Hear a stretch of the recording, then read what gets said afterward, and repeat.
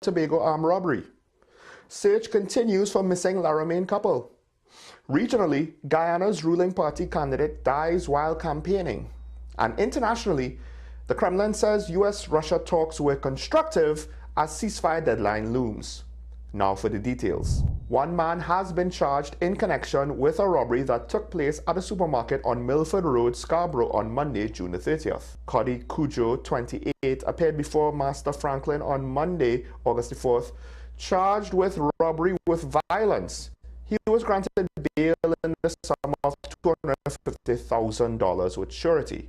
As part of his bail conditions, he must report to a specified police station twice weekly and adhere to strict daily curfew from 8:30 p.m. to 5:30 a.m. According to police reports, a group of about 6 men, some reportedly armed with knives, entered the supermarket and confronted 3 individuals inside. The assailants inflicted several injuries to the victims before making off with approximately 200,000 TT dollars and 15,000 US dollars in cash. Following an intensive investigation led by PC Forbes, a team of officers proceeded to Trinidad where the accused was arrested in conjunction with the incident. The investigation remains ongoing as authorities continue to pursue leads in locating the remaining suspects involved. The search continues for the missing Laramie couple as volunteers from the Hunter Search and Rescue Team launch a marine-based operation for Samuel Montano, 44, and his girlfriend, Zahida Mohammed, 36, on the evening of August 5th. The team's head, Shamsuddin, said they would use a boat to scour coastlines near San Fernando, La Brea, the South Oropouche River, and Mangrove, near where the couple went missing. The couple's last known whereabouts was at Montano's Freeman's Bay home near Sunset Cove Extension. He was seen around 10 p.m. on August 2nd by one of his relatives who lives nearby, while Mohammed last communicated with her relatives up to that evening via WhatsApp. The fate of the couple remains a mystery, but relatives fear they may have been killed. Some continue to hold out hope for their safe return. Regionally, Guyana's President Irfan Ali has paid tribute to veteran educator Daniel Williams, a candidate of the ruling's People's Progressive Party, for the September 1st general and regional elections, who collapsed and died while campaigning on Monday night. In a viral video, Williams is seen talking on a microphone with party supporters in the background. While speaking with supporters, he was then seen falling over and landing with a thud, and someone is heard gasping in the video. He was rushed to the Bartiga Hospital where he was pronounced dead. An autopsy was expected to have been conducted on Tuesday amid reports that he may have suffered a heart attack while on the campaign.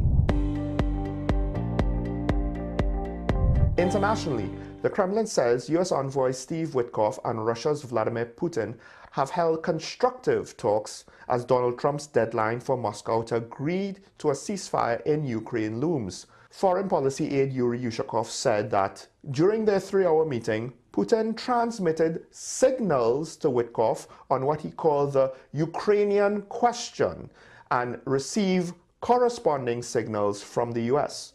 More about the negotiations would be shared after Witkoff reported to Trump, Yushakov added. The US president has said Russia could face hefty sanctions or see secondary sanctions imposed against all those who trade with it if it doesn't take steps to end the horrible war with Ukraine. President of Ukraine, Volodymyr Zelensky, warned that Russia would only make serious moves towards peace if it began to run out of money. He welcomed the threat of tougher US sanctions and tariffs on nations buying Russian oil. In images shared by Russian outlets, Putin and Witkoff, who have met several times before, were seen smiling and shaking hands in a gilded hall.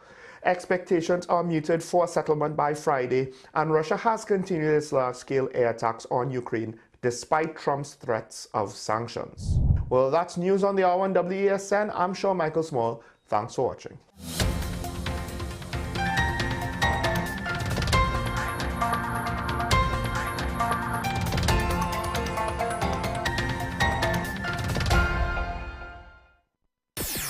WESN.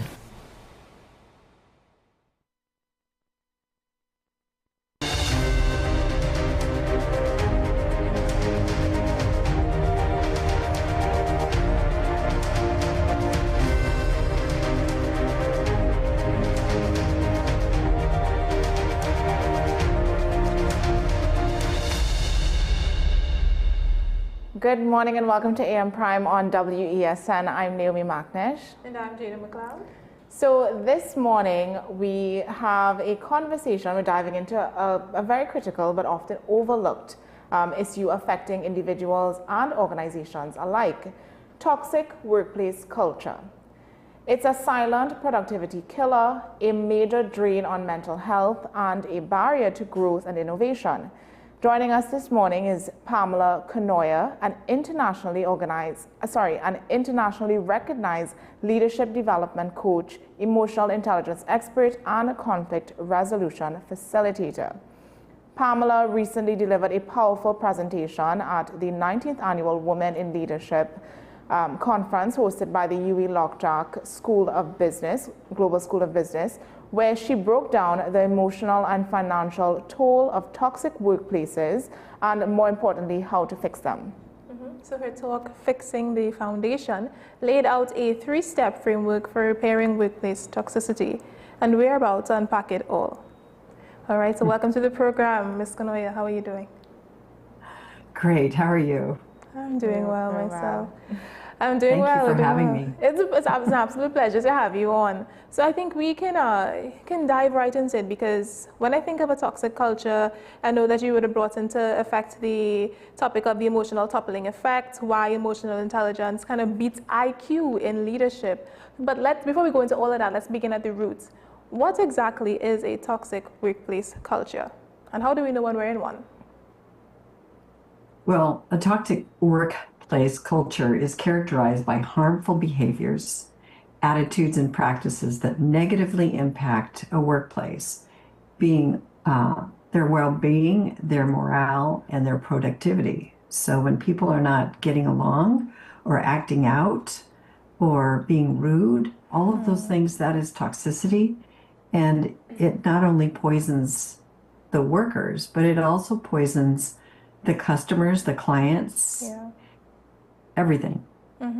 It's almost like it's so normalized, because I remember when I was first getting into the world of work, one thing that a trusted mentor of mine would have said was that this is just that's all in it. It's something we say here in Trinidad, like that's all part of it. In terms of people, your boss is cursing at you or screaming at you, like you're gonna get that. You just have to suck it up and deal with it. So when I was first starting into the world of work, I thought that was just the way it was supposed to be. And I remember just feeling so disillusioned, like, why am I going into this? I'm so sorry. Yeah. Why is it so normalized in our culture today? If you can speak to that. I believe, that's a great question, Jada. And honestly, why it's normalized is because people have just accepted it and decided that that's the way it is. If somebody's frustrated over something, I don't know. I mean, is that in your family? Does that happen at home, or does it just happen at work? Exactly. You tell me that. What happens in Trinidad homes? Look, I think it's our culture is it's a norm to speak up. It's a norm to express your emotions outwardly at other people. But you see, the thing is, and I would always say this, my parents never cursed at me. But when I went into the world of work, I got to the point where a boss was cursing at me. I immediately left because I couldn't take that. But I had that experience. But the thing is, with my parents and my family members, they don't, no matter how upset they get, they never did that. So if it's not normalized at home, then why is it normalized at work? Yeah, it's a very good question. And the fact that most people don't leave work and most people stay and put up with it is going to also just continue the pattern. And if people are working very hard and they're doing their best and somebody doesn't recognize it, then why would you stay? What's in it for you? And unfortunately, a lot of people are staying and they're putting up with it and they're tolerating it. And then they're getting the attitude. And then when they get into leadership and management, they're doing the same thing. It's just sad. You would have mentioned the emotional toppling effect. That starts with stress and ends in breakdown. Can you break that down a bit more for us and how it shows up in your day-to-day interactions? Well, so the toppling effect really has to do with they're stressed. they're anxious. Things are not working out, or they're feeling, like, oh, if I do this wrong thing, they're walking on pins and needles. And then they have this decline in their self-esteem and their confidence. They no longer feel confident that whatever they're going to do is going to be praised or rewarded. In fact, they're going to get in trouble for it. And then there becomes this negativity and hostility because, when you're waiting for the other shoe to drop, you prepare yourself. And it's kind of like getting ready for battle, and people, get ready. Yeah. And then there's that emotional, physical, and mental exhaustion because you're doing it over and over and over again. Exactly. It's like you have to put on your battle armor every time you walk into the workplace. And it actually, the toppling effect is when it goes to overwhelm, burnout, and then breakdown. It's all the effect. I could even speak to as you're speaking there, if I feel like I'm reliving the moment, and something. I'm sorry. Yeah. Something I would have realized is when it affects the older co-workers or older workers who were there, you would see them getting disillusioned, and you would see their anger being taken out on newer employees, not just myself, but that sort of culture just sort of passes down, and then it overflows onto the clients as well. I remember a client that we were dealing with coming up to me afterwards and saying, "This is how they treat you in here?" How? Yeah. Why? Yes. Yeah. I remember I taught classes in Trinidad for 7 years. So I've been in Trinidad quite a bit, and I love your country. I just love it. Thank you. Anyway, I would go into a store though, and when I would say, "Oh, I need this," I would either be told, "Oh, it's down there," just with a point and kind of an attitude like, I don't even expect me to take you there or show you how to find it. And when somebody did, they would walk away from me, and I'm supposed to follow them, but I didn't know. I mean, it was just like all this treatment, and I'm thinking, what did I do wrong? I was nice to you. I smiled. I asked the question. I was polite. So then I learned really quickly that that's just what it is. And it was sad. Yeah, I love how you made that mental adjustment. So yeah, that's just how it is. And that's what we do in the workplace a lot. And then one thing is, when you're met with a positive workplace culture, it's like, oh my gosh. You're shocked. You don't know how to respond, how to act. Your nervous system is all in whack. Yeah. So, you're absolutely right. It's like, oh, I like it here. Now, here's the thing. You're going to go to that place a lot more often than you will to the one that they treated you poorly. So you would have said something very nice in your talk. It says, if you're spending all day putting out fires, then you're in a toxic workplace. What can that fire, what do those fires look like? Is it your boss screaming at you, clients screaming at you? What are those fires? All of those things and above. So some of the fires could be something like someone is coming to you and they're just not doing their work. And they shrug their shoulders like, I don't care. That's your problem. Another fire could be that you've got two people who are arguing or refuse to sit next to each other or work together because she did this or he did that. Or another one could be just that a customer called and complained. And now that person has to be called on the carpet. And instead of saying, hey, how can we fix this? They're like, you were just so rude and you were awful and blah, blah, blah. And meanwhile, that person's being rude and awful to them. So there is no example. I mean, they're all fires.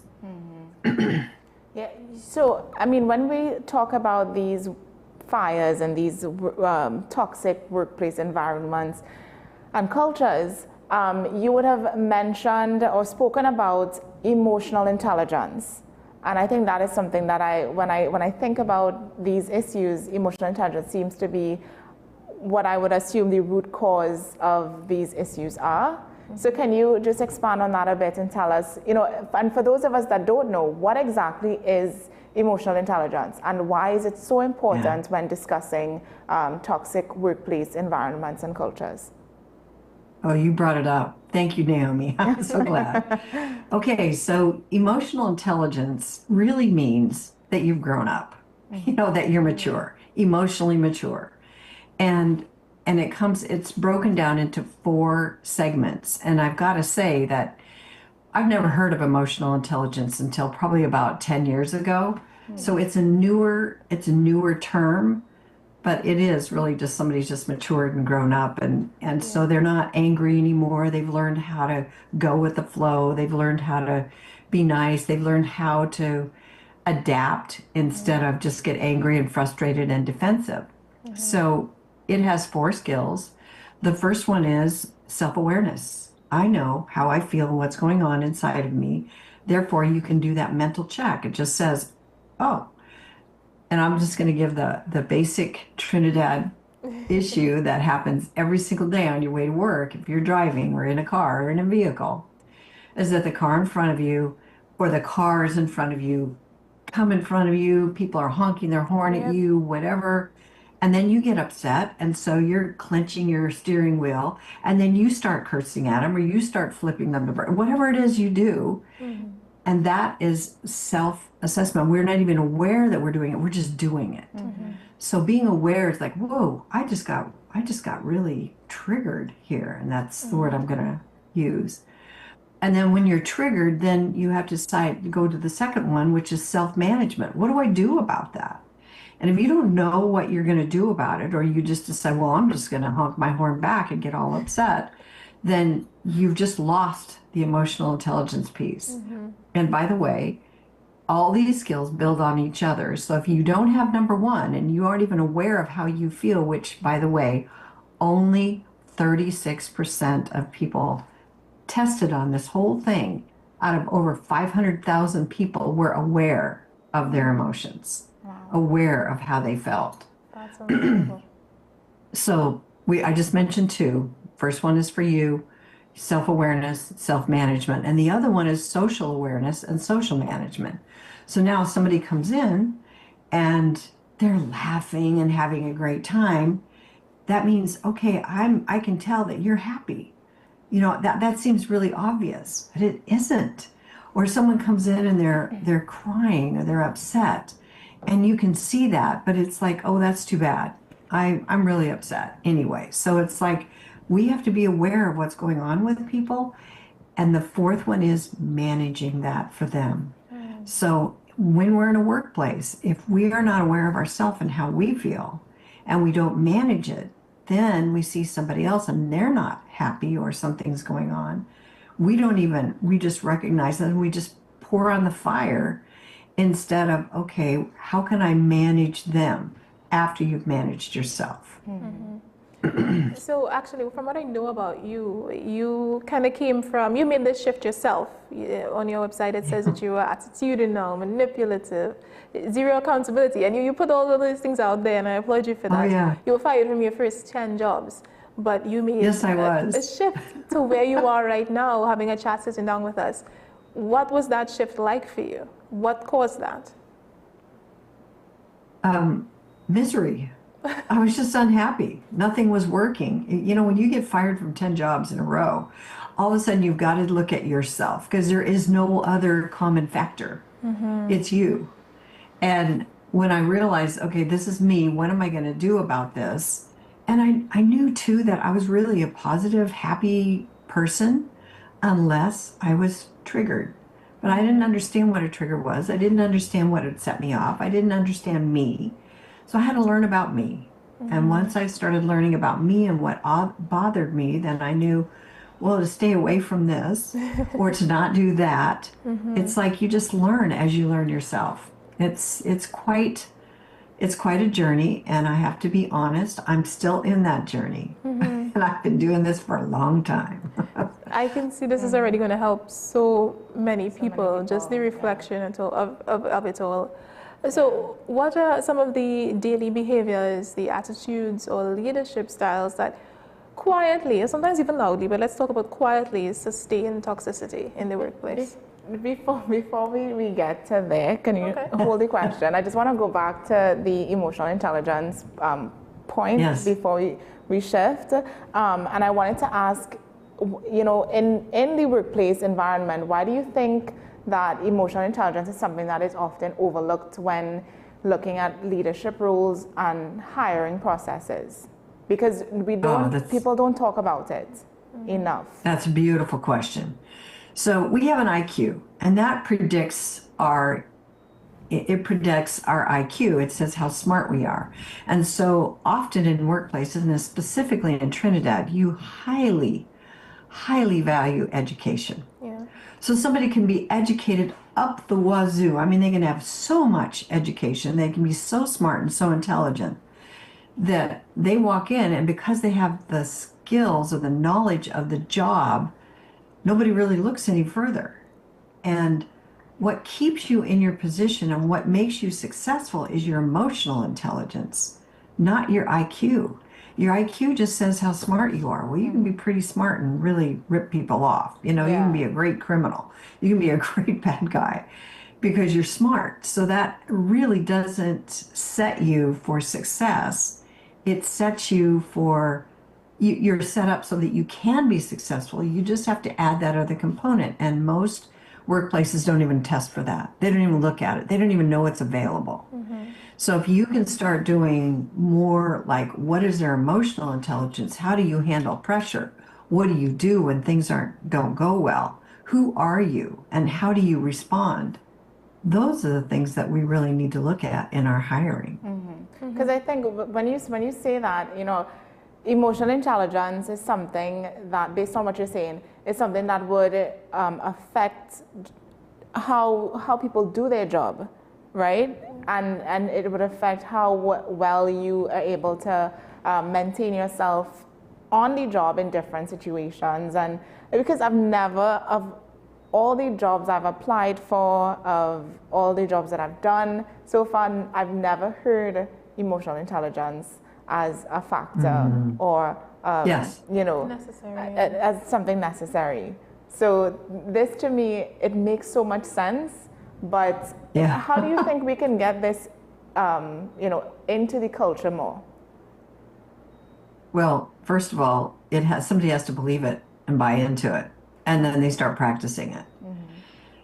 And it is being taught at your schools. I know it is being taught at your universities. So people are going to university. However, when they get into the workplace, it's like, throw this out the window. Yeah. It doesn't work. Because the train's already moving. And yeah, they're already being, it's like, it's already a toxic culture. So why on earth would I embrace that? Because I'm the only one.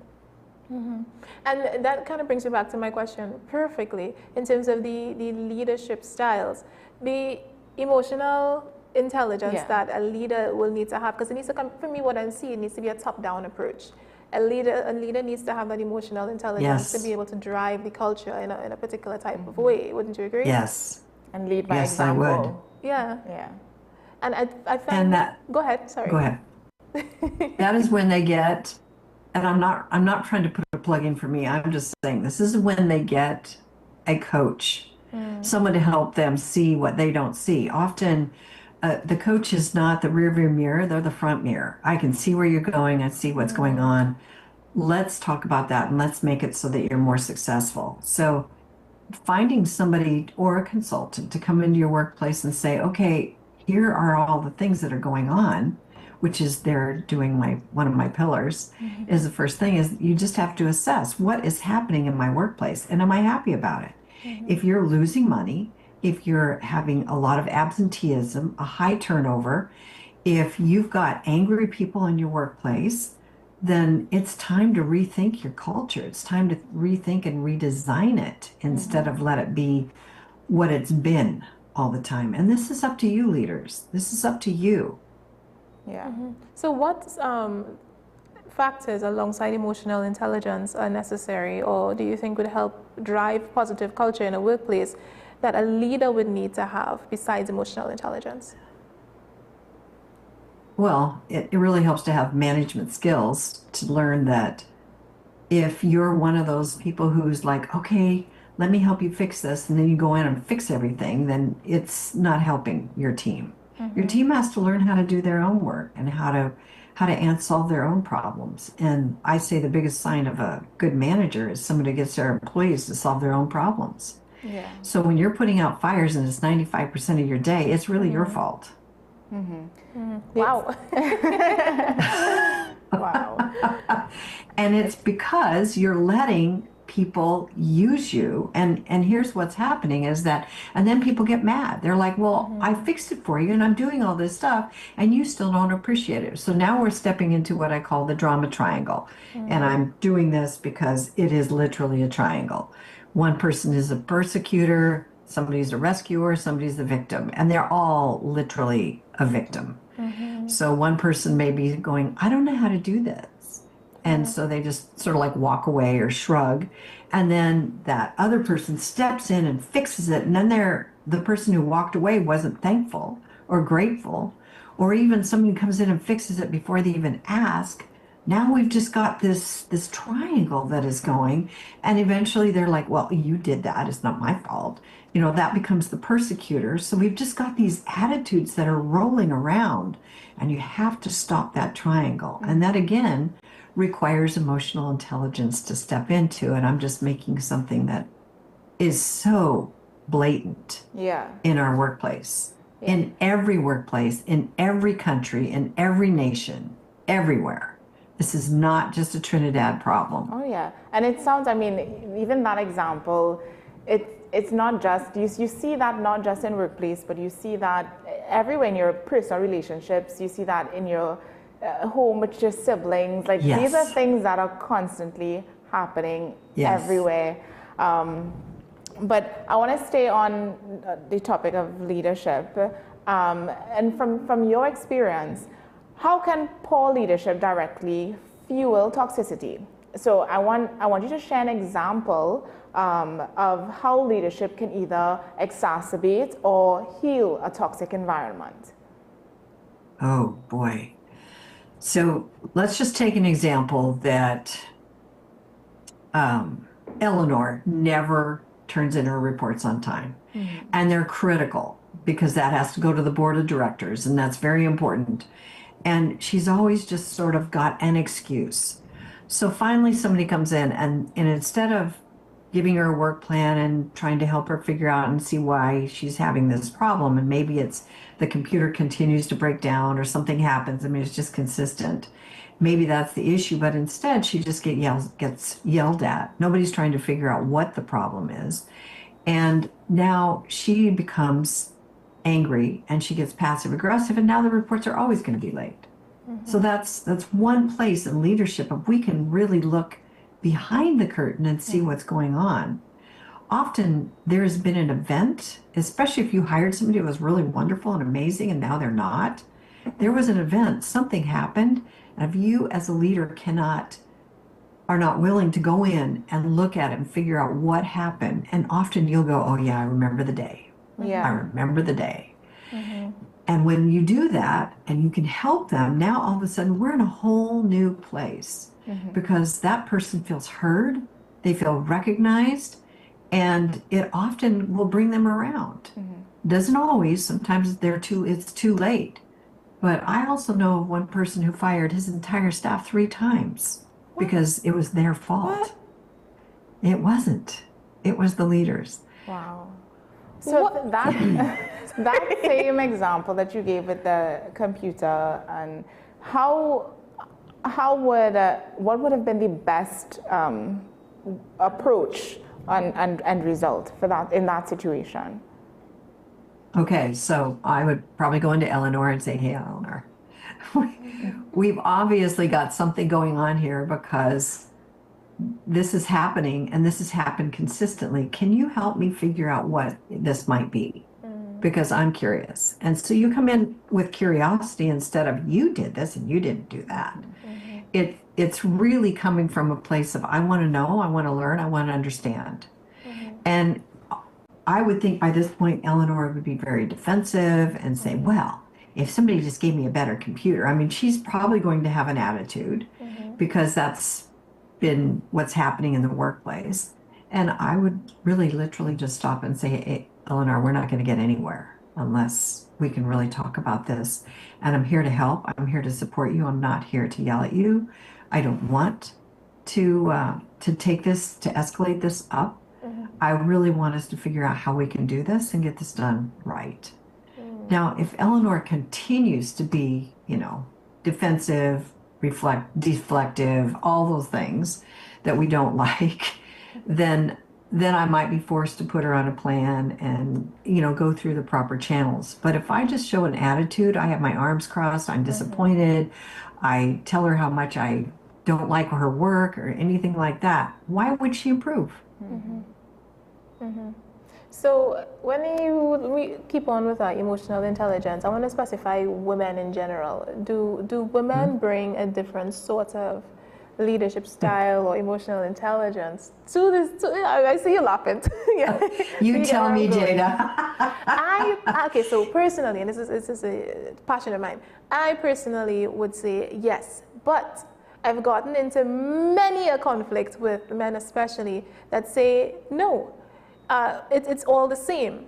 A woman, if she's a leader, she's a leader. Like, it's not going to be a difference. But I think there's something that goes on in the female brain that's able to connect certain dots that just men don't usually see. And I mean, you can correct me if I'm wrong. Yeah. I'm not correcting you. I agree with Jada. I agree with Jada. I don't think it's all females, but definitely most more than men.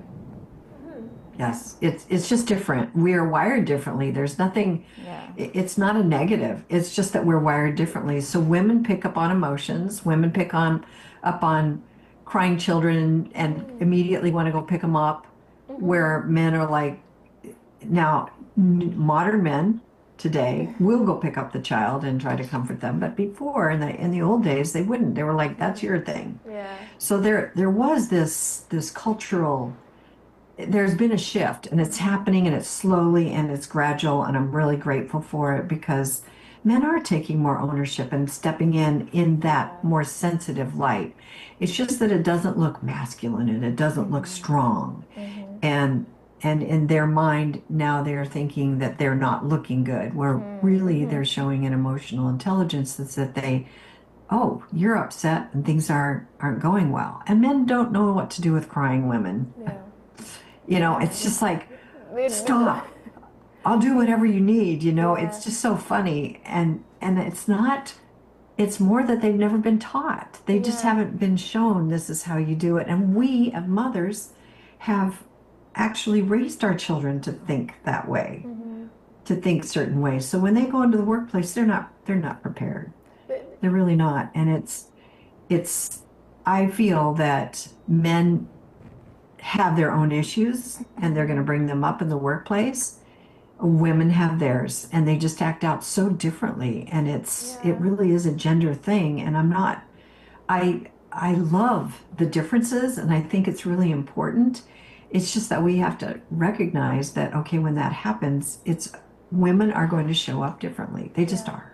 And all dissonance isn't necessarily bad dissonance, but in your example, in your example with the lady and the computer, a man, can you give me a scenario? What would be a male leader's approach to that versus a female leader's approach to that? If you can put on your acting hat and okay. help us out there. Here I am, the actor. Okay, so I have one leader right now I can think of, and he brings somebody into his office, and she is a more sensitive person.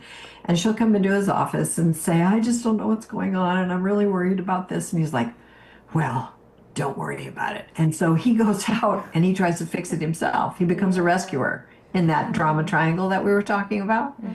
So now he goes out to be the hero and the big guy, and he's trying to fix it when she just needed an ear and someone to help her process through how to fix it. Yeah.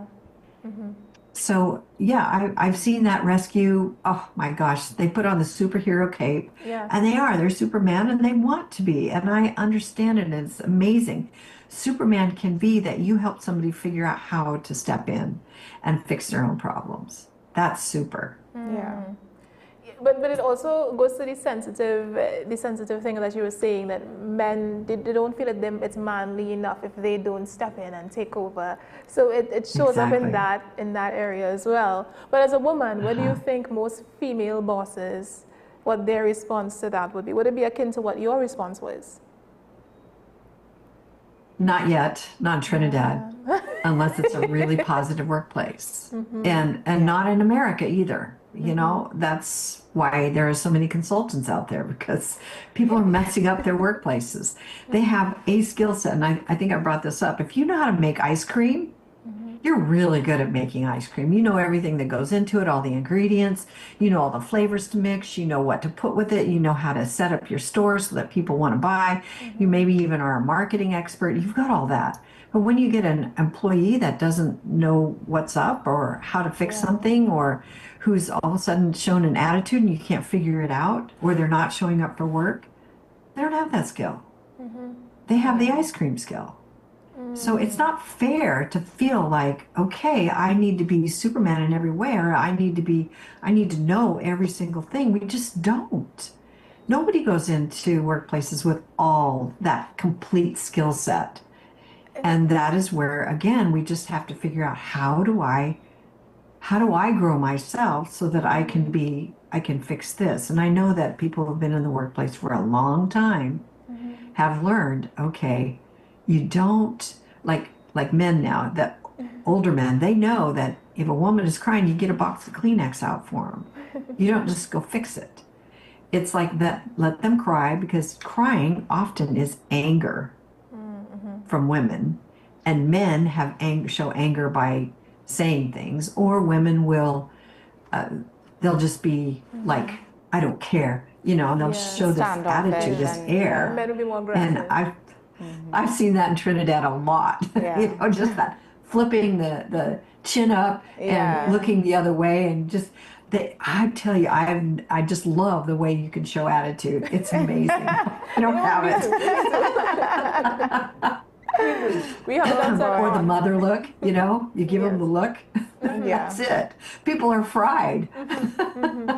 We have and when we do that in the workplace, it doesn't work. It's just different. It's not family. Yeah. No, it's so true. It's so true. And I think too, just based on culture, which is what we've been talking about a lot. Hey, the culture in Trinidad and Tobago is so different from that in the U.S.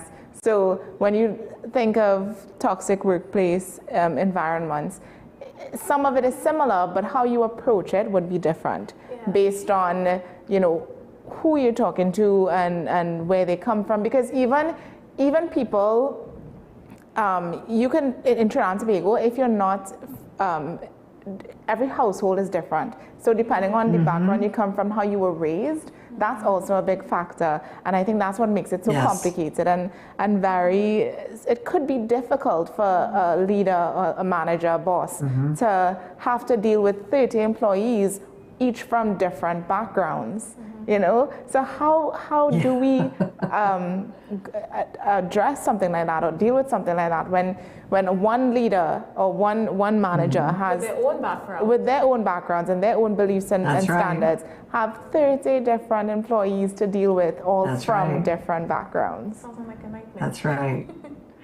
Oh, I love this question, Naomi. I really do. Okay, so now I'm going to shift us. We talked about emotional intelligence. We talked about the drama triangle. We talked about toxicity.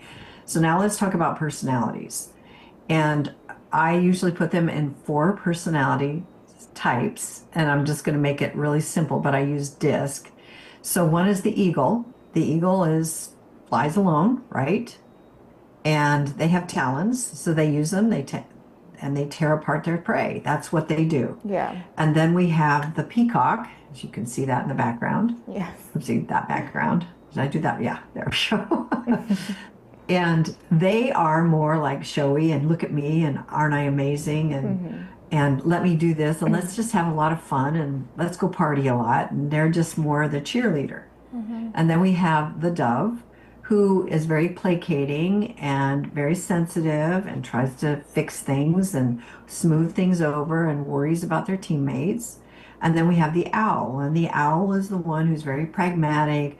Everything's in order. Everything has to be done a certain way. It has to be done right. And they're always right because they did all the research and they stayed up late at night, through the night, to figure out the answer to this question, where an eagle or a peacock wouldn't care. They would just sleep or party, depending. So we have those 4 styles. So when you're talking to somebody, if I see somebody's crying, I have to assess right away, what is their style? Because if they're an eagle, I'm going to say, okay, so what is it? What's the deal? Just straight up. You can't do that to a dove. The dove is like, okay, so I see this happening. I'm so sorry. Can you tell me a little bit more about what this is? And you're just a softer, a different approach. And then when it's the owl, it's more like, so I see that our numbers, according to you, have been off. So can you tell me more about that? Because I really want to learn this. Because they really all they want to talk about is facts. They don't want to talk about emotions. That's like, ooh, it's uncomfortable. And then with the peacock, they'll just like avoid it. What? No, no. Oh, I can't be bothered with that. We had this other thing and I had to go. You know, they just can't be bothered. So now I'm going to approach them really as a more party kind of way, you know, like, hey, yeah, I know, I get you. And that's not what we do here at work. So let's talk about a way we could do this and you could really enjoy it still. So I'm going to find an approach that will work for everyone and you can figure it out. If I call you on the phone and I say, we do. We still talk on the phone. You know, text mostly. But even a text, it's just one word. Hey, okay, that's probably an eagle. If somebody sends you an emoji and it's, you know, like 3 thumbs up and 5 exclamation points, that's a peacock. Definitely. And if they send you, you know, a bunch of hearts, that's going to be a dove.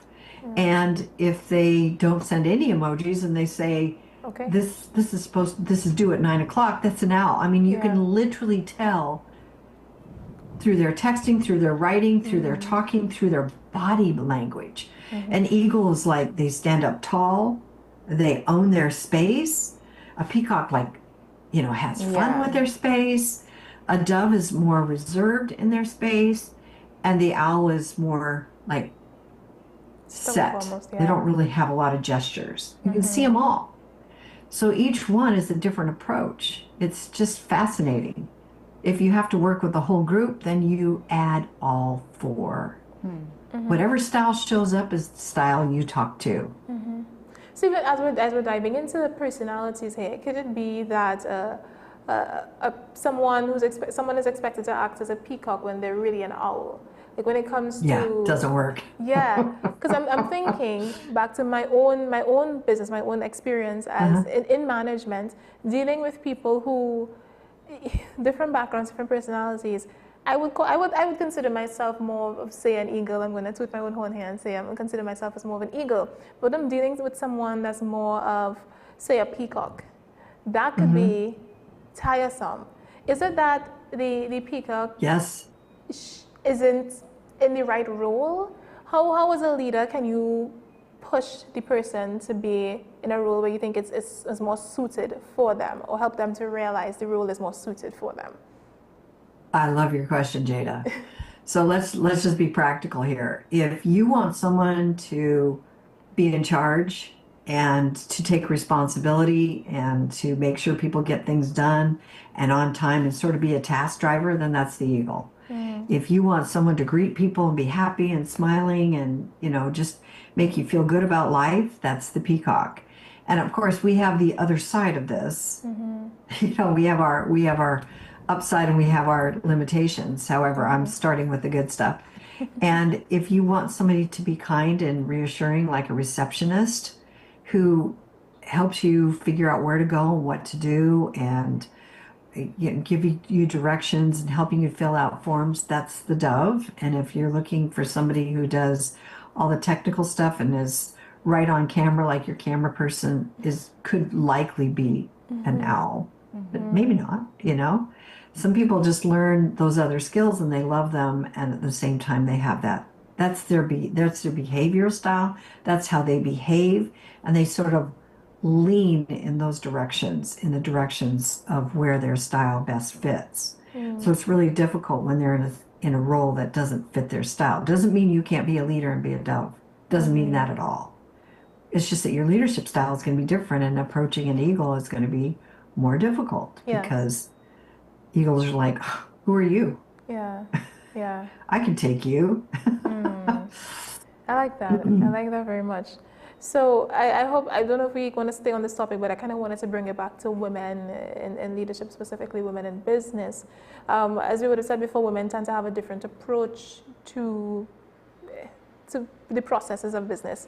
So how can women in leadership protect their own well-being, protect that womanly, female, everything, while repairing or helping to repair a broken culture, a toxic culture? Very good. Very good.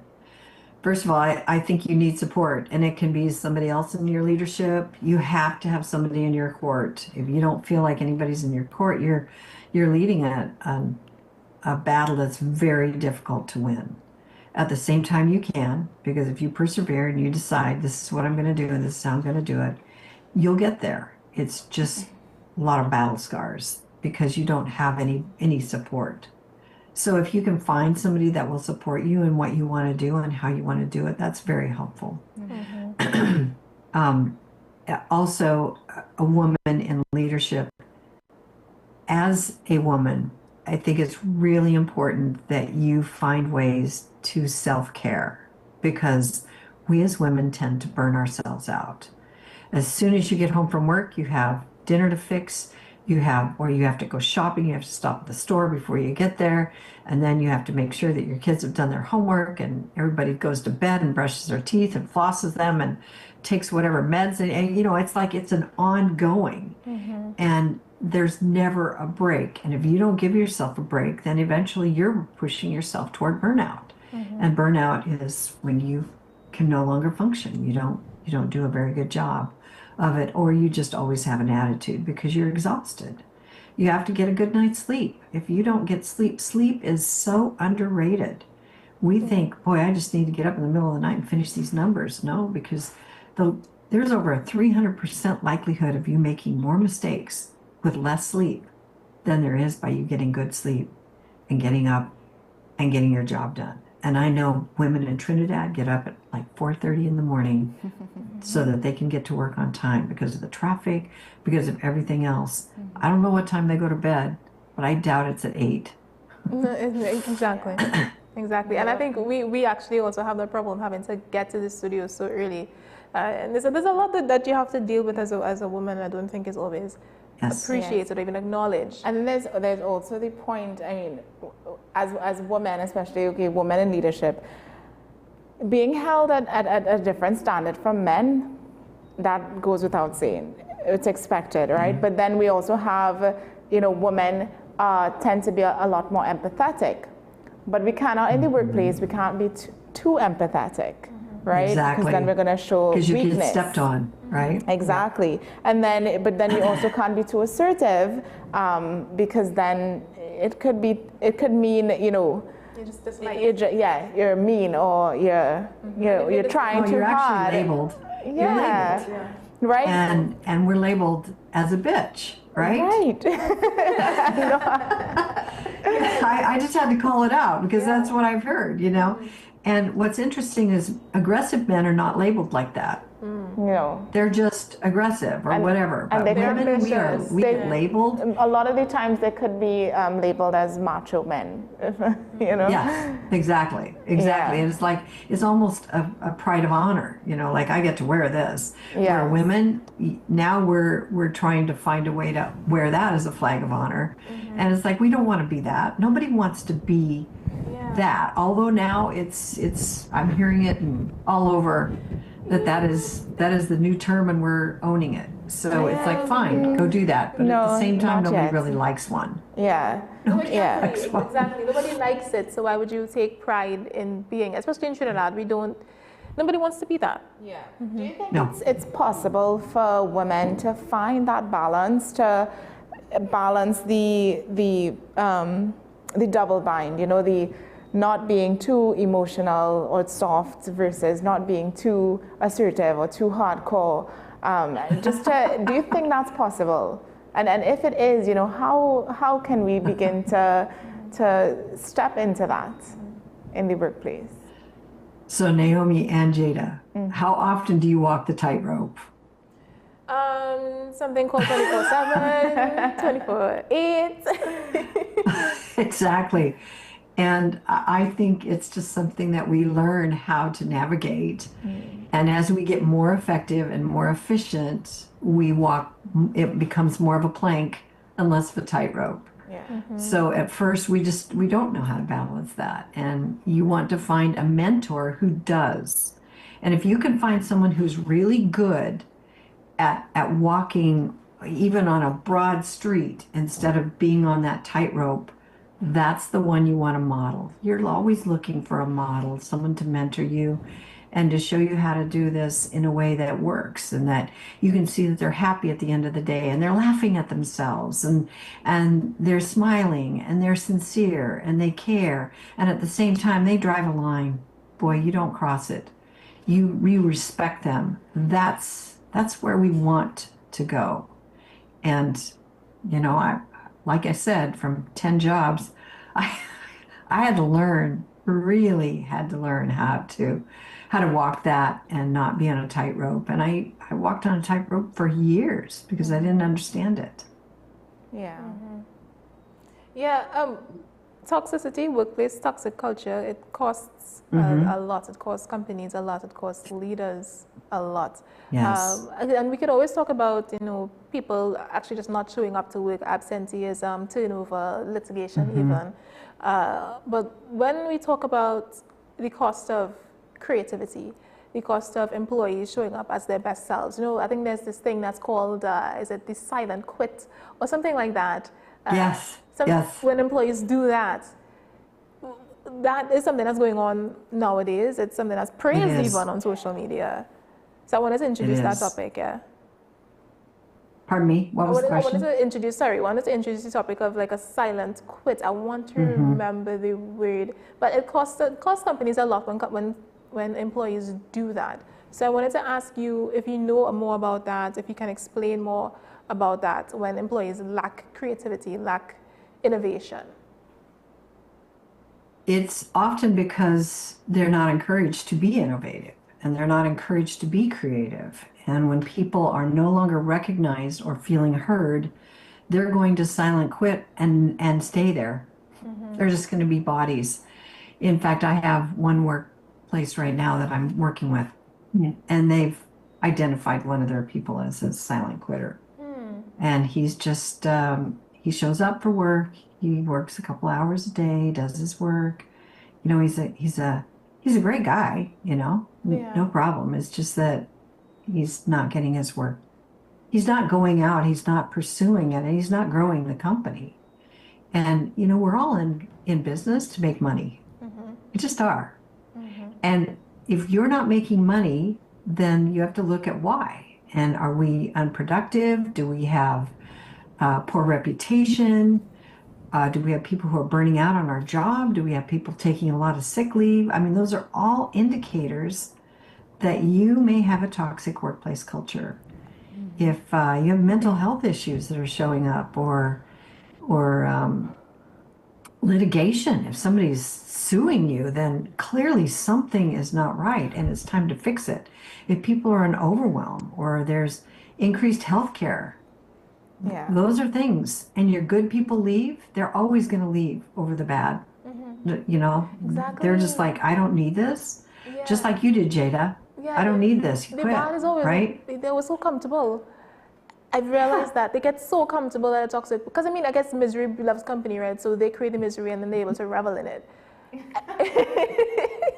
Well, then they start growing it. It's like, this is how you do it. This is how I work. So get over it. The bacteria grows the mold and then it loves to stay on the mold. And then that's how it feels sometimes. And I'm not saying that, the good employee is holier than thou and is able to, No. It's not like that. It's just you have a certain expectation of what you want to be treated as. Yeah. Sometimes it's basic human decency, and your basic human decency you can't get. Yeah. You can't. Yes. And one thing I'm going to recommend not to do is get your workplace together and say, what do you think is wrong? Oh, gosh. Oh, Pamela. Yeah. Because it's going to be an avalanche and you can't fix it. And you're literally going to be overwhelmed and you'll leave the meeting crying. I think that's why I've seen companies differently. I've seen companies deal with that instead of bringing everybody together in a conference room to ask what is wrong. They would put write it on a piece of paper, put it in the box, we'll review it, and then we can discuss. Or things we could do something. But people, this is what people like. I've seen this. I haven't personally experienced this, but I've heard of stories of persons going to like company team building retreats, and the boss would say, "Okay, we're gonna y'all write down, something that you want to change in your workplace environment, or something that you want to address on a piece of paper, and put it in the box, and it's anonymous." And then they Anonymous. That's right. Everybody knows who wrote that. No, and I can Especially if it's a small group. Yes, I can say that because I can speak from experience on that at a particular job. What would have happened is somebody would have suggested that. I didn't take part in it because I knew better that everybody was going to know who it came from. But I remember one person, it was revealed that they had a complaint of somebody else, and it devolved into actual, like, it looked like gorillas fighting. It devolved into like primal, just confusion. Wow. And I remembered the boss of the company just saying, "Well, that's not my problem. I created the problem, I given the suggestion," and then just left the meeting. "Well, that's y'all figure it out.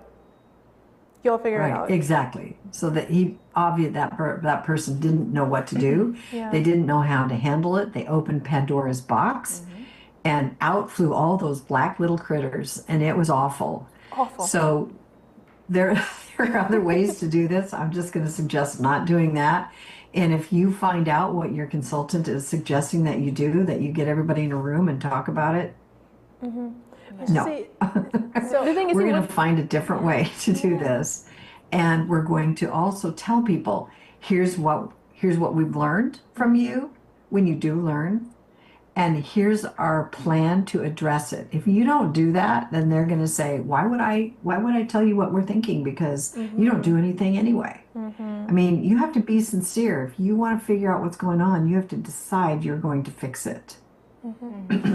So, Pamela, in your presentation titled Fixing the Foundation, there's a 3-step framework to repair toxic workplace culture. Could you walk us through those 3 steps? Absolutely. Please. Absolutely. Although we missed one piece. Who do you think your staff blames for being toxic, for your workplace being toxic? The managers. Yeah. They always blame the boss. Yeah. It's never their fault.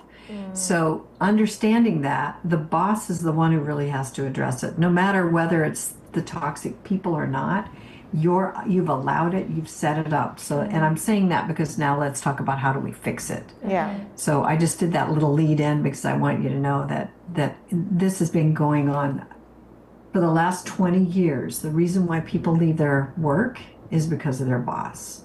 Number 1. Yeah. Number 2, maybe a better job, a better offer, but why would you leave something that you love? Yeah. Okay, so there are 3 pillars that I talk about.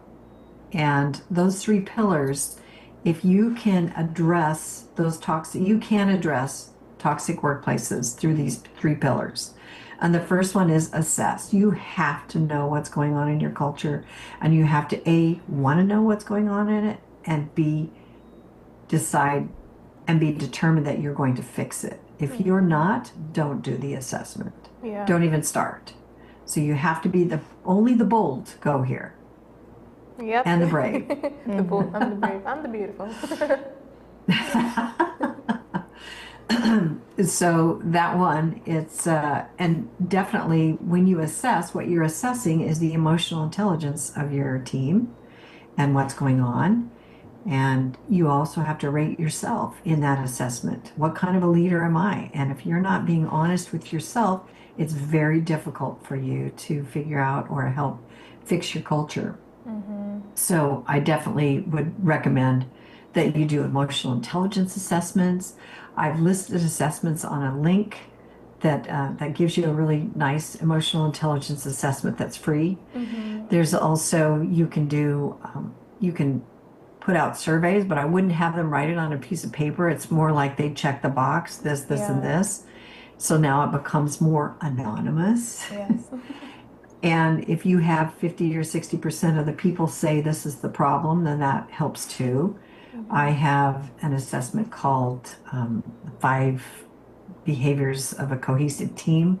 And that's an assessment that you take and you find out, where are we on the levels of trust? Where are we on the levels of accountability? Where are we on the levels of a commitment? And are we getting results in our workplace? And if we are not getting those things, anyway, those assessments show where we are. And trust is number one. And if they don't trust you as a leader, then we're in trouble. We've got to fix this. So I've also given you a free leadership assessment, because if your leaders are not willing, anyway, so We thank you for that, one. and we'll have it on display. But just wanted to let you know that. Okay, I don't see it yet. Oh yeah, and afterwards. Afterwards. Okay, got it. Yeah. I just want to make sure you got that. Yes. Okay, so the first pillar is assess. You just assess your problem. The second one is you have to agree. And agree is, oh yeah, your leadership has to be on board. And if they are not on board, you're in trouble. So you've got to get your leaders on board. And I have a leadership assessment on that at that link. So because if they're not willing to get on board and do this, then you aren't going to be able to follow through or fix any of it. So again, you have to go into this knowing that your leadership is willing to help you. So with that agreement, you want to agree to build a plan to fix the culture. You gain agreement and commitment from your leadership team on, we're going to be in this together. We're going to support each other.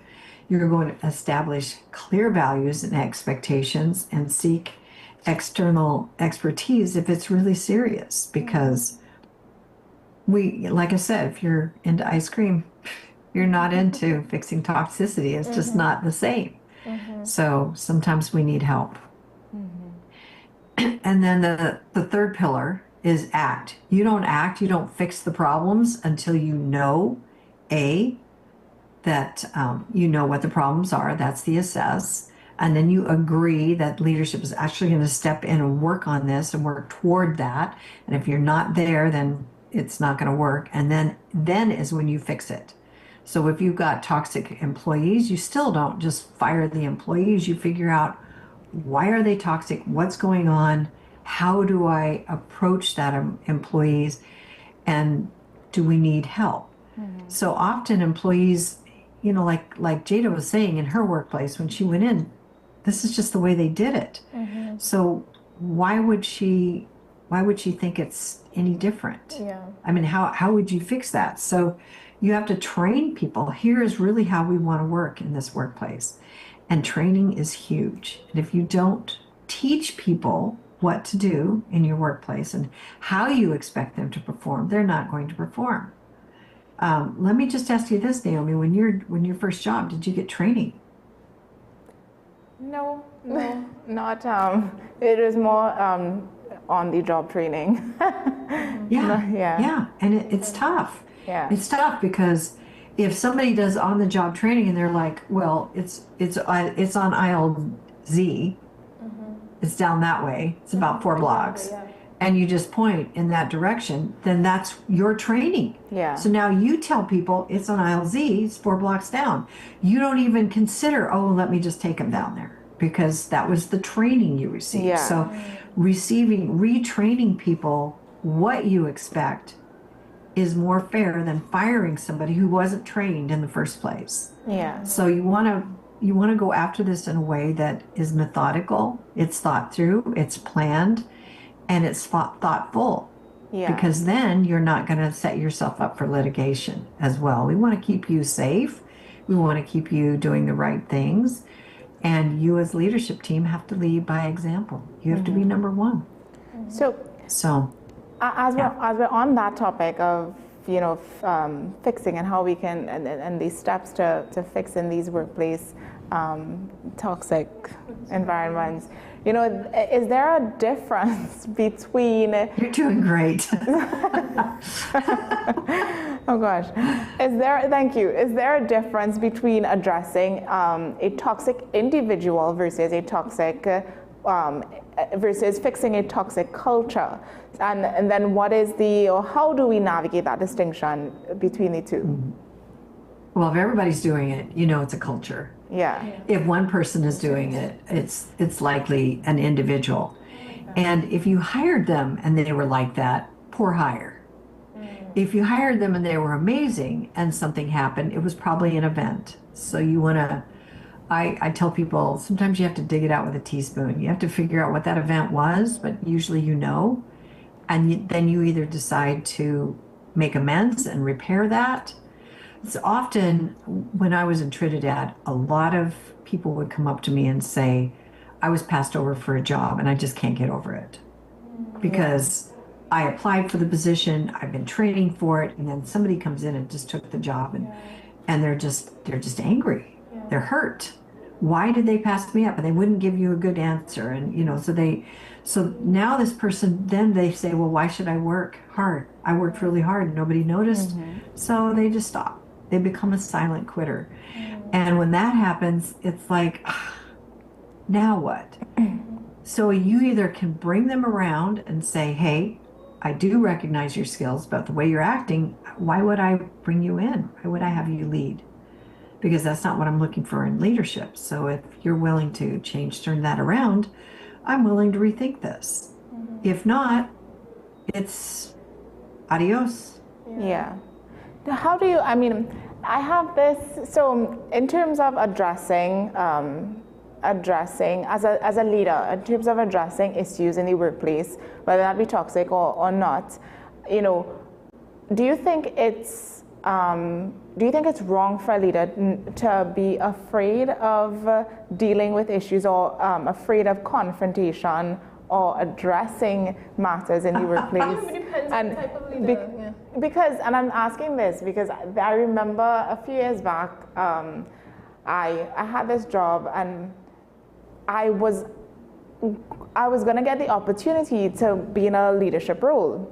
I was going to be able to manage a few other employees below me, right? And my boss said, well, Naomi, I know you would be amazing at this job, but you were too soft.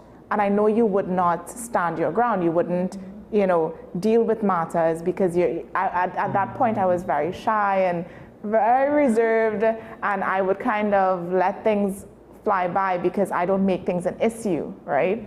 And my boss said, that's not what she was looking for, and it was a woman, and she said, you're just not there yet. But you have other qualities, but you're not there yet because you wouldn't deal with things how I want you to. So if she really sees you as promising, she would give you that role with that information and say, I'm going to be here. I want to test this. I want to see how you work because I think you can. And I will support you because these are the areas that you're going to have to really stand your ground. And more than likely when we're shy and we're first getting into the workplace, we don't know how to deal with somebody. And these are skills that we have to learn. So it would have been nice if your boss had been your mentor because she saw your potential. She saw your ability. That's where I would start with, is just say, would you be, then even if she says, I'm not ready yet to promote you, then I would say, will you be my mentor? Will you help me? Because I want to get there. Yeah. And I'm sure they would say, absolutely, because it's an honor to be a mentor. It's an honor when somebody says, I want to be like you. Wouldn't you love that? That would be lovely. But I think some bosses, they feel like they just don't have time for that. They don't have time to train. Of course. I don't want to spend my time, dealing with a newbie. If you're good enough to be asked to be someone's mentor, then obviously you're a busy person. But then you know how to kind of square up your time. So I don't like that. You can mentor in minutes, Jada. Yeah. You can mentor in minutes. Yes, I agree. Literally. So how did that feel? How did that go? And, you do that over coffee and we're done.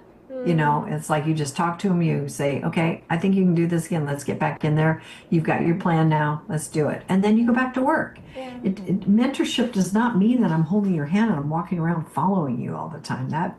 Then you don't get any work done, and then you're putting out a new fire of trying to train somebody. It's having a training program, and I know that everybody's going, yeah, but that costs money. Well, it costs you money when you lose people too. It costs you way more money to lose people than it does to train them. Yeah. Preach your message, family. This has a lot of gems in it. So many gems.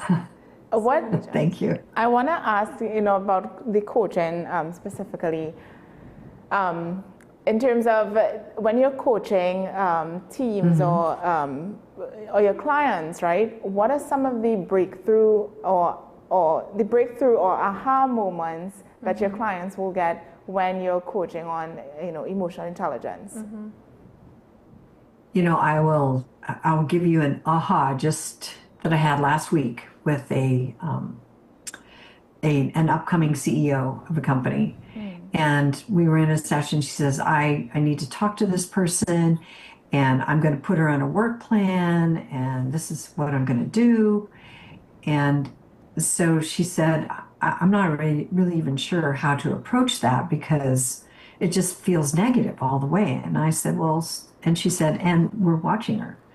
So I said, well, what happens if you just say, I'd like you to look at this as we're both checking each other out to make sure this is going to work. And she went,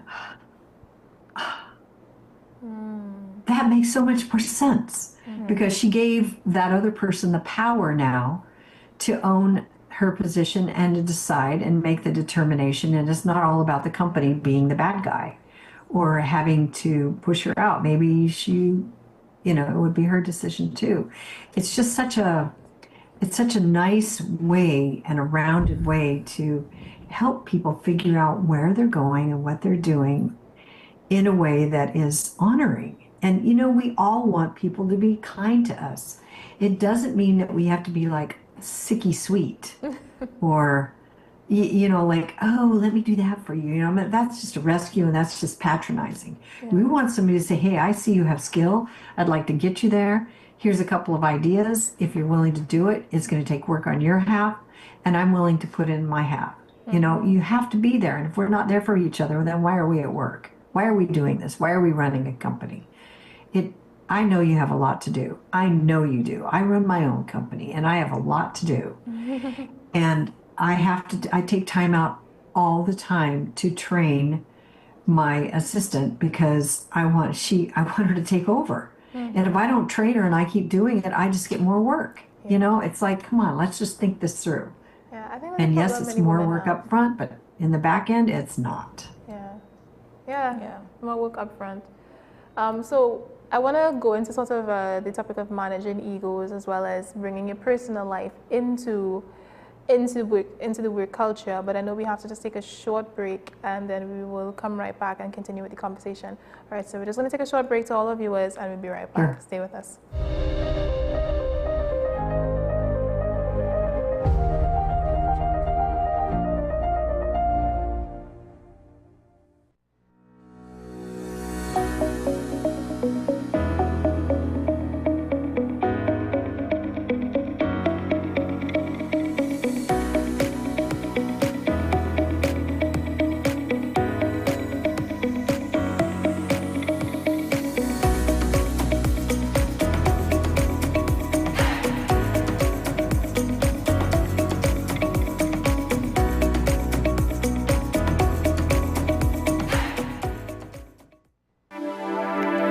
Dr. Joanne Williams-Carroll, and I am the Director of Behavioral and Mental Health at the Community Hospital.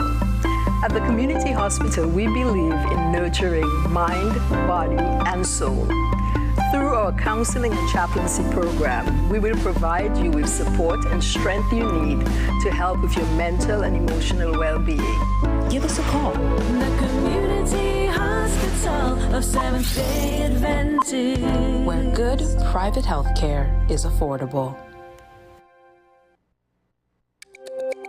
Every word, every line, every paragraph depicts a real moment in someone's life. A father, a sister, a mother, a brother. We at Newsday are dedicated to you, the people, and through independent, unwavering journalism, strive to always bring your stories to life. Because your stories are more than just words. Newsday. Newsday, independent and credible. Knowing how to tell authentic is as easy as 1, 2, 3. Find it, match it, search it. Step 1. Find the style number on the tag. Step 2. Match the style number inside the jersey with the number on the tag. Step 3. Search it. A quick Google search of the style number will verify the jersey is authentic when the search results match the jersey being searched. Don't be fooled by counterfeit jerseys. Before you buy, remember to find it, match it, search it. Fan Zone, 2 locations nationwide. Center City Mall, Chaguanas and Movietown, Port of Spain. Nationwide delivery available.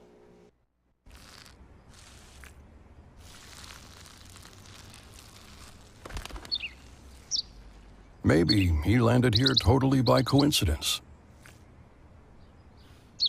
But if by chance he's admiring your fresh coat of Benjamin Moore soft sky blue, well, that's a pretty high compliment.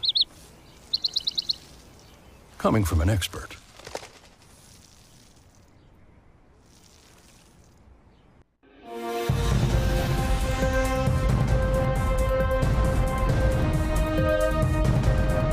Seven is out, all day is in. WESN News on the hour.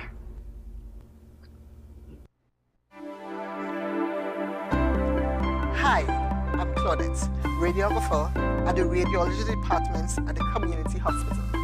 We offer high-quality service with state-of-the-art equipment in X-ray, ultrasound, CT, and mammogram. Come, our friendly staff awaits you.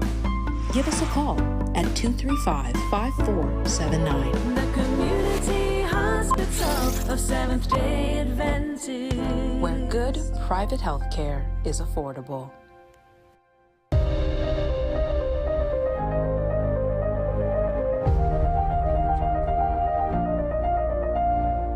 Welcome back to the program. So we are sitting down with Ms. Pamela Kanoya, leadership and development woman. So we're sitting down with her talking about toxic workplace environments and the do's and don'ts and how to fix it as a person in a leadership role. Mm-hmm. So. One thing, we talked about a myriad of different things if you're just joining us, but one thing I kind of wanted to touch on is when you have to bring outside family life, personal life into the workplace, sometimes I think that could be a hindrance to productivity. Mm-hmm. So what happens there when people are going through their own, life mm-hmm. events? And then they come to work and they show up as what Pamela would have said was a dove, but now they have to show up as an eagle. Maybe they're just withdrawn.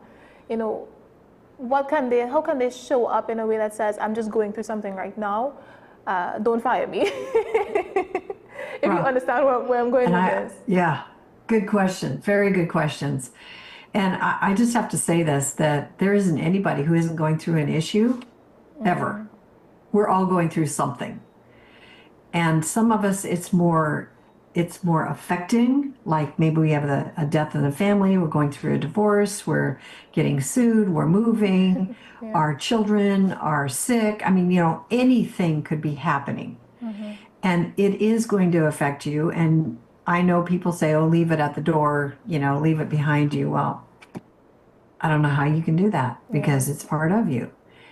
And you're having to be on call maybe or whatever. So the more transparency, the better. I remember when I was going through a divorce years ago, and I was working at a police department, and the police chief came to me and he said, Pamela, I can tell you're just not you.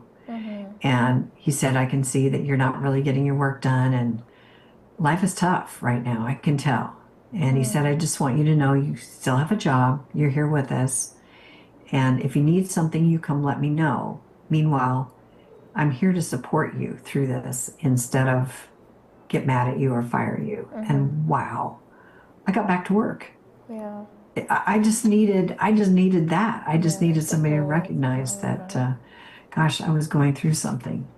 However, most people aren't like that.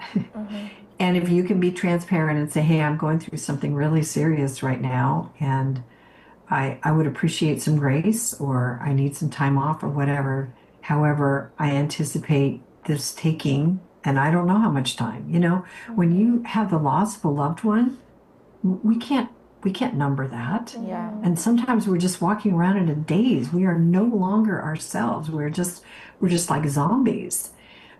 And when that happens, people lose their job because they can't work. They can't focus because everything goes inward. All your blood goes to your gut and is trying to just keep you alive and keeping one foot in front of the other. So people aren't as good at their jobs. And it's everywhere. There isn't anywhere, any workplace that doesn't have something that's going on with someone in their workplace. Or maybe they've just been diagnosed with something that's just terrifying them. It's like you can't just stay in your job and not think about that. That's really hard to put to the back of your mind. It doesn't mean that we don't work at it, we don't try. And it's just also that what are you going to do? That's why you have an employee assistance provider, an EAP, that you send them to, and you have them help them process through it, because sometimes they just need to talk it through. They need to work through it so that they can get back to work. You just want to find ways to be resourceful for your people, take care of them, because then they'll take care of you. Yeah. How realistic is a culture like that in a small business? Because sometimes when you're just building, you don't have the resources to see to all of these different things. I mean, you kind of want your employees, or almost need your employees, to always be, you know, on the ball. But people are people. People will people. Yes. So how does a small business owner kind of rectify those two things? Yeah, that's an excellent question. And obviously they're just going to have to work it out with that other person and say, hey, I need this and I need you there. And if you can't be there, you'll have to understand that I need somebody else there. I'm going to have to refill your position, even if it's just temporarily. You just brought something up, Jada. One of my HR managers that I work with, her terminology is people be peoplein'. Yeah, sounds like my kind of person. She's just like, oh, that's just people be peoplein'. And I mean, it's just, there's just so much going on in that company, and everybody's going through something. 1 month we had like 4 deaths in that company's families, 4 different. I mean, you know, that's just like we just took 4 people out, and all the people who care about them. So those people got taken out, quote unquote. So it's like you have to always be ready that something will happen, and what is your backup plan? And if you don't have a backup plan, then you get one. You build one, right? It's tough. Life is life. I know you would have mentioned something called the Monday test, right? Monday test? Is it the Monday test? I saw it in one of the. Did I? Was that me? What is it about? Yeah. Oh my God! I'm curious. Maybe it wasn't. I don't know, because I was all over the place. But tell me about it. There's something called I saw the Monday test, right? And people use it. They said, oh God, I don't want to butcher this. They said when, as an employee for a company or business, if you want to figure out whether or not you work in a toxic environment, then give yourself the Monday test. So sit down and ask yourself, or consider, you know, how do I feel going to work on a Monday? Because most people don't like going to work on a Monday, right? So they use this day and they say, how do I feel? Am I excited to go to work today on a Monday? Am I dreading it? Am I not looking forward to seeing my co-workers, to seeing my boss? What is the emotions that you feel when you think about going to work Monday morning? And that was, No, I've never heard of it like that. Yeah. Usually the Monday test is, do they have hangovers and they're always late for work? Right. So it's And I go with what I call heavy or light. So does going to work feel heavy or does going to work feel light? And if it feels heavy, then you need to rethink what's going on. Why am I feeling that way? What's going on? Or if you're thinking, when I think about talking to one employee, it feels heavy. And when I talk to another employee, it feels light. The heavy one is the one you want to pay attention to instead of avoid it.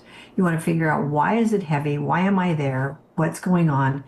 And what do I need to do in order to make this light? That's one of my favorite tests. Yeah. So I'll say that one. Yeah, I like that one, and it's similar.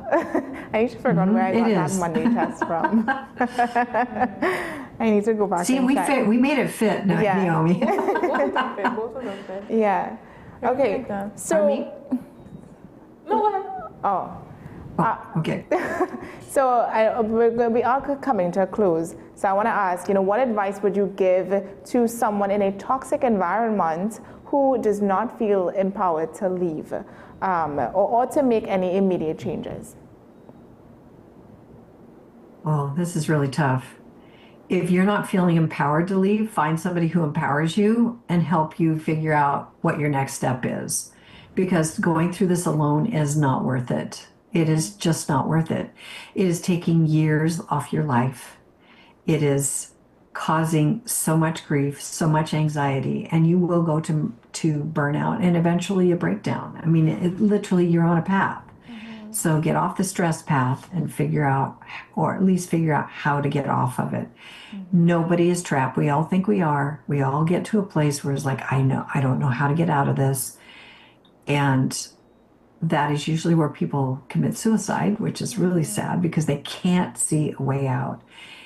And it's never, it can always get improved. There's always a way out. There is always a way out. Always. Just know that. And so when you start looking for the way out, you'll find it. If you decide there is no way out, you'll never find it. Yeah. Nice. And finally, what is one, if you could shift one leadership habit across workplaces globally, what would that be? Oh, that's a great question. One leadership habit. Acknowledge your people. Acknowledge them. Make sure that they feel heard. Because when they do, they'll listen to you. And it's by giving that you receive. And I know I sound like, I'm just like too kind and too sweet and too nice. And I'm actually an eagle. So I've had to learn this. This is not my norm. I'm an eagle peacock. I have both the peacock and the eagle. Yeah. But I remind myself of the peacock because I want to stay that fun, lighthearted person and not be as abrasive and condemning and judgmental as I would naturally want to be. Yeah. So I've really had to do that shift. So it's just look at yourself. Yeah. Who are you? Are you happy? Be happy. Yeah.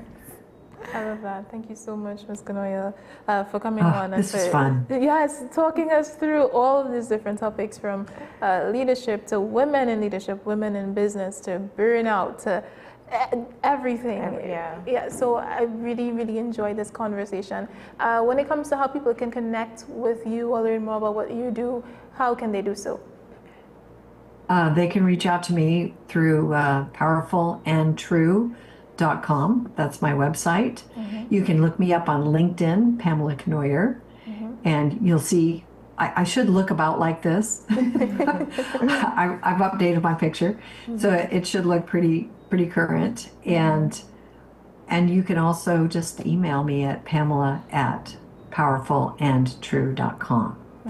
So, and I know all those links will be put up there, and I just thank you because I'd love to help. I really am here. I'm in your court, and if you don't win, I don't win. So it has to be a win-win. I love that. Thank you so much for coming on. Thank you. You ladies are amazing. Thank you. We appreciate that. The feedback and the conversation was beyond our expectations this morning. And good. Perfect because, I mean, it's Jada's birthday, so. Happy birthday, Jada. Thank you so and much. your hair is perfect, I just have to say. Thank you so much. She was a little worried about that. It Yes, looks in the so beginning, great. I was fixing. But thank you so much. And the more real you are, the better it is. So you ladies were just so real. I just really loved it. Thank you. Thank you. So that brings us to the end of AM Prime this morning.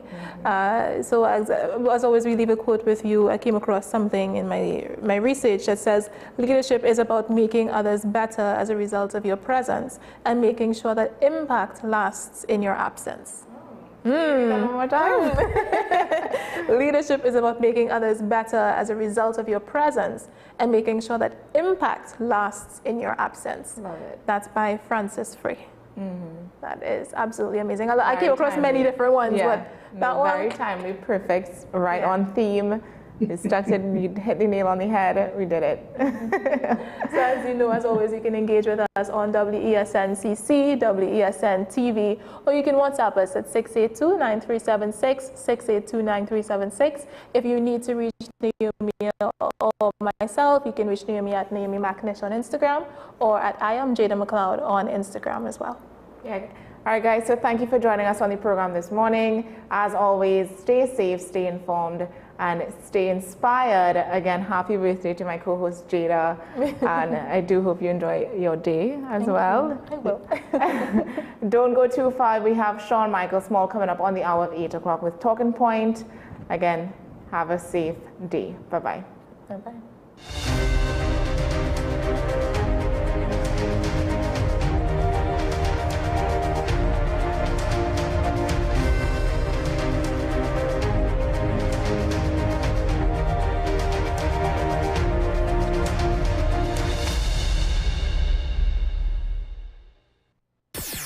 WESN.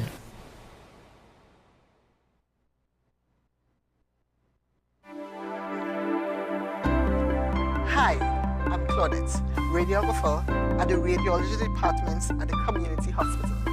We offer high-quality service with state-of-the-art equipment in X-ray, ultrasound, CT, and mammogram. Come, our friendly staff awaits you.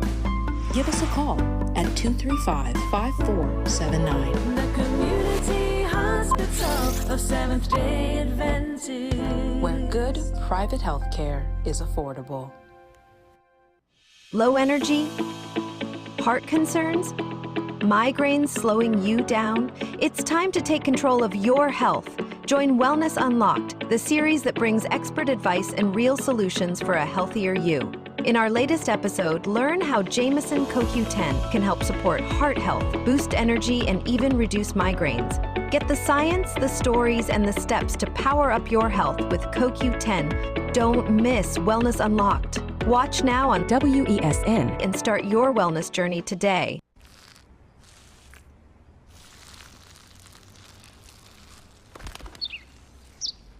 Maybe he landed here totally by coincidence. But if by chance he's admiring your fresh coat of Benjamin Moore soft sky blue, well, that's a pretty high compliment. Coming from an expert.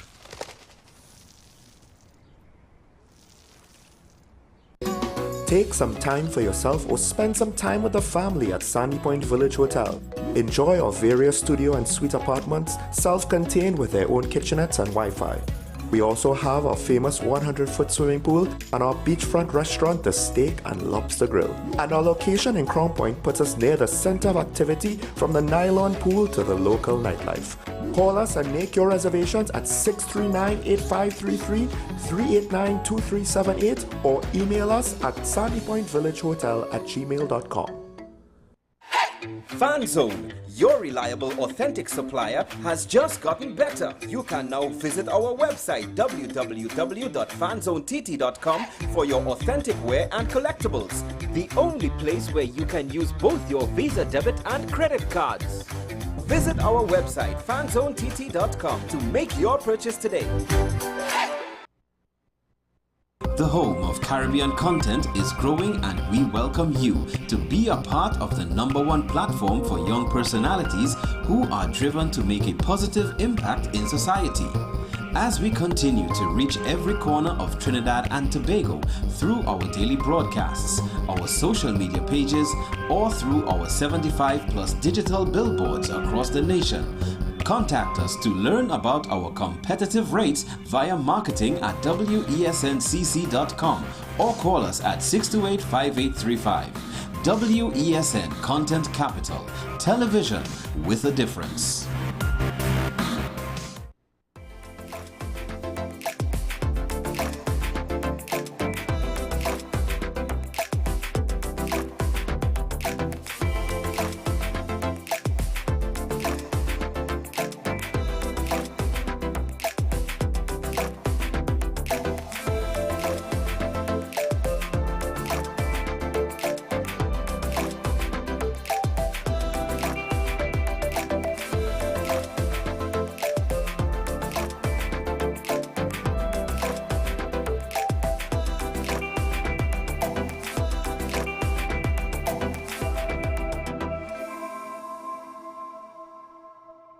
Likes tariffs.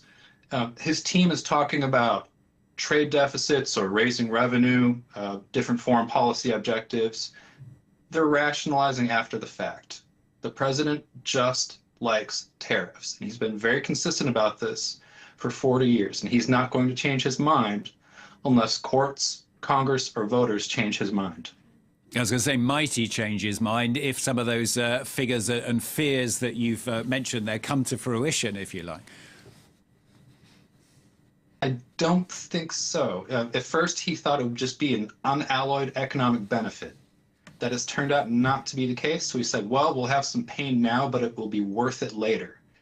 That's turning out not to be the case. So last week, when America got a jobs report that was not very good, he fired the head of that agency that collects the data. So he's not going to change his mind. Someone has to force his hand. And there's a court case right now that might do that. We'll find out in the next few months about that. There's been a lot of criticism here in Europe, in France as well, of the European deal announced just over a week ago. I mean, how do you see the deal with Europe? A lot of people saying that Europe caved in to Donald Trump. It does look lopsided. But I also think Europe is playing a waiting game here, because there is a good chance that the Supreme Court in a few months will declare President Trump's Liberation Day tariffs and also the trade agreements like with the Europe and UK and other allies as unconstitutional. So there's a pretty good chance that a deal that looks lopsided against Europe is simply going to mollify the president and buy Europe some time until those tariffs get struck down.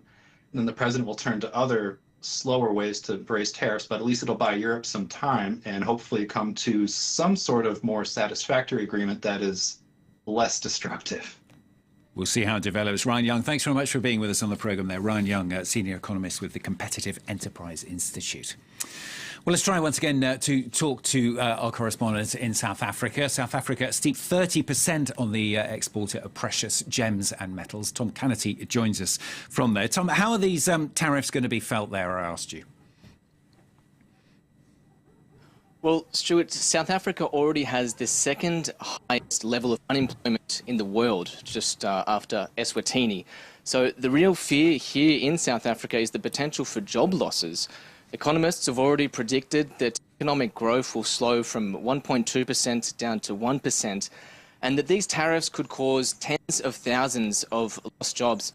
And what's ironic about this whole situation, one of the hardest hit sectors that will be hit is the agricultural sector. So the groups of South Africans that travelled to the US earlier this year to lobby over disinformation about farm attacks against white South African farmers may have actually made life a bit more difficult for some of those farmers who remain here in South Africa today. Other sectors which will be hard hit is the automotive industry, which employs about 110,000 workers in the Eastern Cape. So what's been the government's response then? So we received a statement from the President's office this morning saying that President Cyril Ramaphosa actually held a phone call with Donald Trump yesterday, and they undertook to continue engagements over these tariffs, but we've seen no signs yet of the US budging over this 30% tariff rate. Ramaphosa, he has tried to deflect responsibility from the South African government earlier this week, saying that South Africa was not alone and that this was a global phenomenon. But he was really hoping for a situation like Lesotho, a country that had a tariff rate of 50% that was then later slashed to 15%. Now South Africa's 30% is the highest in sub-Saharan Africa. Obviously a bad sign of relations between Washington and Pretoria. The International Relations Minister said that efforts to reset relations between South Africa and the US have been, quote, undermined by some actors within South African society. And now the government has started efforts to sort of try to pivot its exports to other countries. So, the government's actually established what they're calling the Export Support Desk, which is essentially a helpline for companies affected by these tariffs who can now call up a number provided by the government that will then link them to South African embassies and high commissions abroad, with the idea of trying to redirect some of this trade that was originally going to the US to other major trading partners like the EU or China. Tom, thanks very much. Tom Canetti, our correspondent, talking to us there from Cape Town.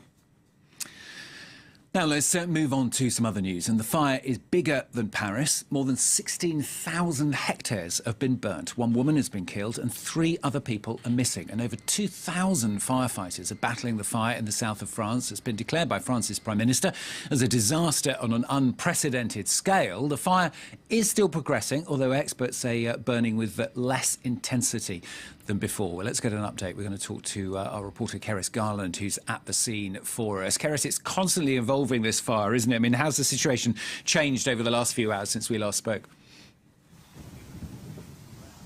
Well, Stuart, as you can probably see from my hair, the wind has just picked up here in the Aude department in the south of France. This is what firefighters were dreading after some more favorable conditions overnight, that they saw a lack of wind and more humidity.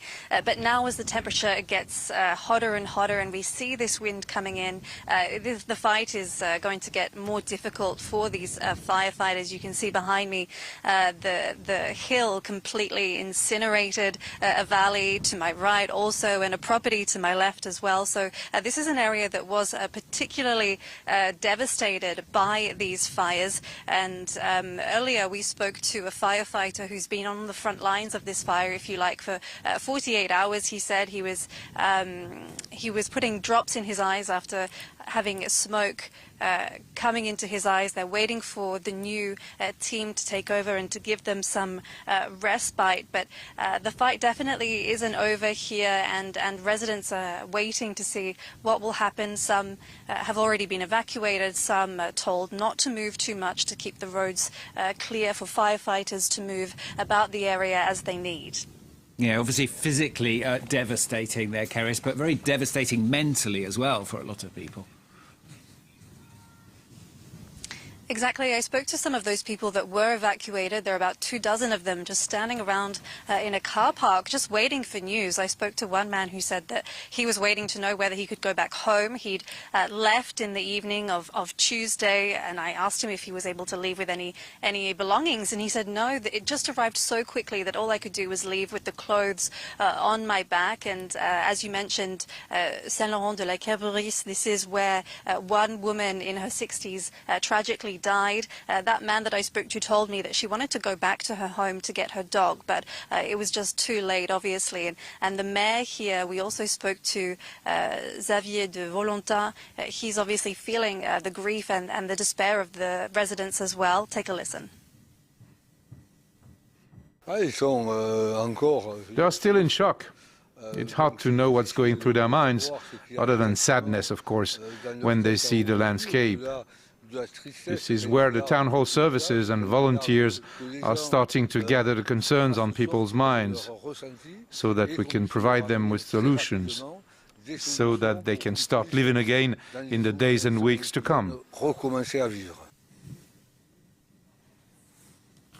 But it's not just homes or things like that. You might be able to see behind me some of these vineyards that have just been incinerated by these flames. That's one thing in particular that the region is known for. It's wine and tourism, and people are worried about how these two sectors might be affected by this blaze. The Prime Minister, François Bayrou, visited on Wednesday and made a special mention for those winemakers, hinting at help from the state. But regardless of all this material damage and obviously these emotionally tough times, the mayor underlined one thing, and that was that in these times of tragedy, the community really comes together, and that's what they're seeing there with volunteers helping out to those that were evacuated and also to the firefighters. Kerry, thanks very much. Kerry Garland talking to us live there from the scene of that fire in the south of France. Now, rescuers in India are using helicopters to pluck to safety people stranded by floodwaters in the Himalayas. That 2 days after a sudden inundation and landslides killed 4 people. Dozens, though, are still missing. A surge of water hitting the area, submerging homes and cars in sludge, as Lisa Kaminoff reports. Homes submerged in flood mud and large boulders blocking key roads. Rescue workers and army personnel hurry to clear the chaos at Darali in the Uttarakhand state, with the search for victims still ongoing. It's such a terrifying natural disaster that people don't even get any time to run. And we've come to know that a lot of people have died. It was horrific, and the floods lasted for just 10 seconds, and after that the water started flowing normally.